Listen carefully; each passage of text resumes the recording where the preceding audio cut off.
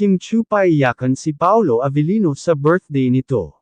Isang nakakakilig at emotional na moment ang ibinahagi ni Kim Chiu sa kanyang mga followers nang magdaos siya ng isang surprise celebration para sa birthday ni Paolo Avellino.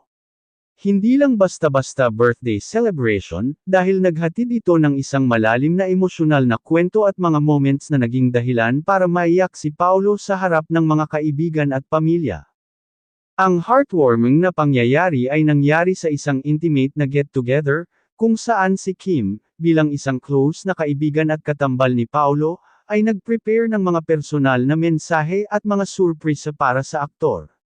Ayon sa mga present sa event, hindi napigilan ni Paolo ang maging emosyonal nang makita niyang laking effort ni Kim para ipakita ang kanyang appreciation at pagmamahal, hindi lang bilang kaibigan, kundi bilang isang tao na may malasakit sa kanya. Sa gitna ng kasiyahan, si Kim ay nagbigay ng heartfelt speech na nagbigay halaga sa kanilang friendship at sa mga taon ng pagtulong at suporta na ibinigay ni Paolo sa kanya. Ayon sa ilang mga source, ang mga salitang iyon ay nagpasimula ng matinding paglalabas ng emosyon kay Paolo, kaya't hindi na nito napigilan ang mapaluha. Ang emosyonal na reaksyong iyon ay nagbigay ng mas malalim na ibig sabihin sa kanilang relasyon at nagpatibay pa ng kanilang espesyal na koneksyon.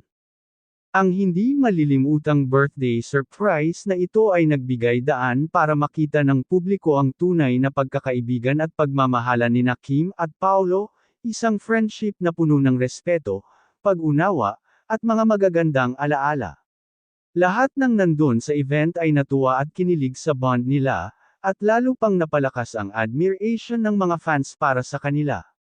Hindi may kakaila na sa bawat pagkakataon, si Kim at Paolo ay nagpapakita ng tunay na malasakit sa isa't isa, kaya't hindi na nakakapagtaka kung bakit palaging may spark sa pagitan nilang dalawa.